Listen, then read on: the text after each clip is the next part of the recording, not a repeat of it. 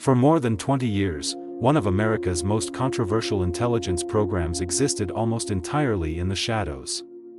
Hidden behind classified files and secret budgets, it pursued a question that sounded more like science fiction than government policy: could the human mind be controlled? When the truth finally emerged in the 1970s, it wasn't the result of a planned disclosure. It came through congressional investigations, surviving government records, and testimony from people who had unknowingly become subjects in one of the CIA's darkest experiments. What they uncovered wasn't a myth. Project MKUltra was real. To understand why it existed, we have to return to the early years of the Cold War. The Second World War had ended, but a different conflict had already begun. The United States and the Soviet Union were locked in a global struggle where information could be as powerful as nuclear weapons.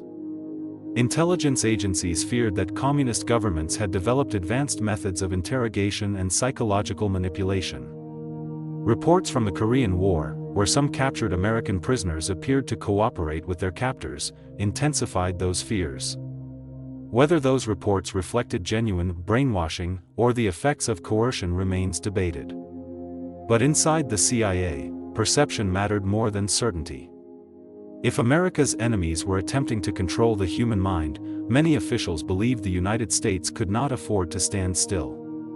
In April 1953, CIA Director Allen Dulles approved a highly classified program known as MKUltra. Its leadership was handed to chemist Sidney Gottlieb, whose mission was both ambitious and deeply unsettling: discover whether drugs, chemicals, and psychological techniques could alter human behavior, improve interrogations, or break a person's resistance. The project quickly expanded into a vast network of secret research.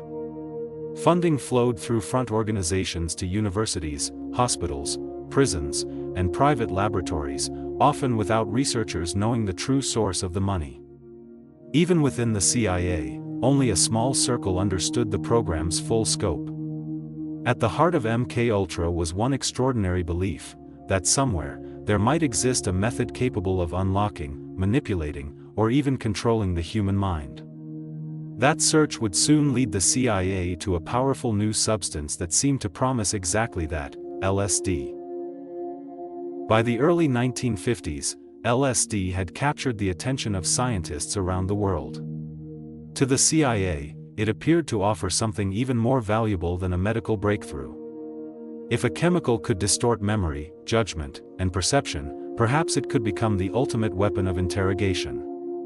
Under Sidney Gottlieb's direction, MKUltra launched hundreds of experiments exploring the effects of LSD, mescaline, hypnosis, sensory deprivation, sleep deprivation, barbiturates, and stimulants. The goal was never simply to study these substances. The agency wanted to know whether they could break resistance, extract secrets, or influence human behavior in ways that conventional interrogation never could. Many experiments took place at universities, hospitals, military facilities, and prisons.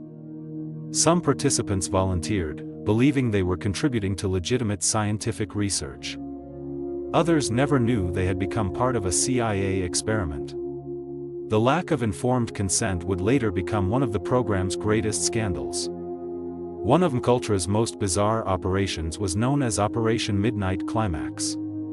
In apartments secretly equipped with one-way mirrors, CIA officers observed unsuspecting men who had been lured inside by sex workers working with the agency.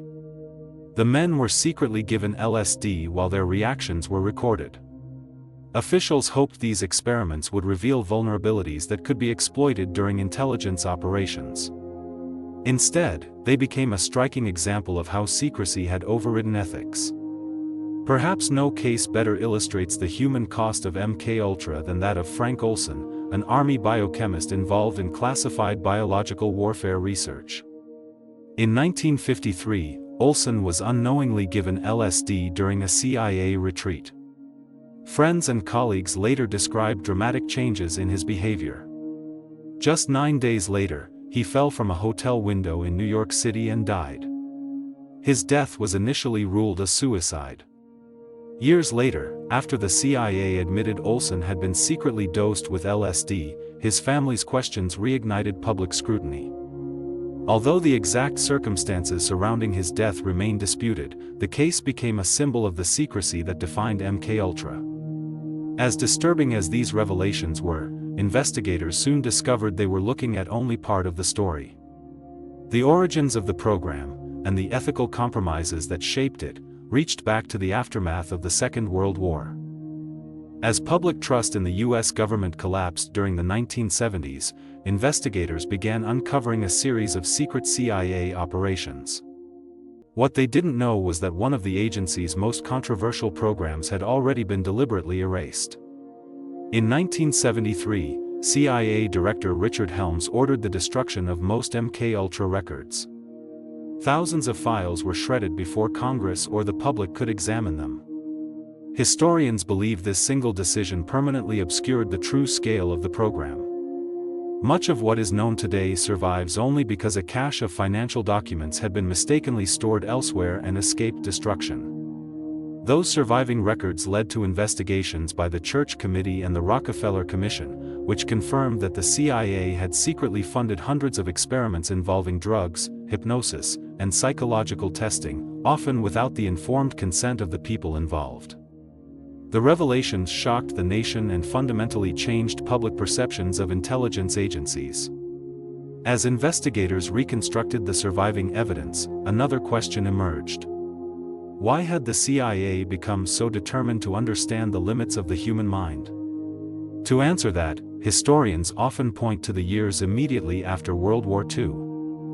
In 1945, the United States launched Operation Paperclip, a classified effort to recruit German scientists and engineers before they could fall into Soviet hands. More than 1,600 specialists eventually entered the United States, contributing to fields ranging from rocketry and aviation to medicine and engineering. The program helped accelerate American scientific and military capabilities, but it also carried a heavy moral cost. Some recruits had worked for the Nazi regime or belonged to the Nazi Party. At the same time, the world was confronting the horrifying medical crimes committed in Nazi concentration camps, where prisoners were subjected to brutal human experimentation without consent. These atrocities later led to the Nuremberg Code, establishing voluntary informed consent as a cornerstone of modern medical ethics. Because MKUltra also explored extreme psychological and medical experimentation, some researchers have argued that Operation Paperclip influenced the CIA's thinking. However, the historical record requires an important distinction. While the United States did recruit former German specialists and American intelligence studied wartime research, there is no conclusive evidence that MKUltra directly originated from Nazi concentration camp experiments or was designed by former Nazi doctors. Even so, the secrecy surrounding both Operation Paperclip and MKUltra created fertile ground for suspicion. And once the public learned that the CIA had secretly experimented on its own citizens, many began asking an unsettling question: if the government had hidden this, what else might still be hidden?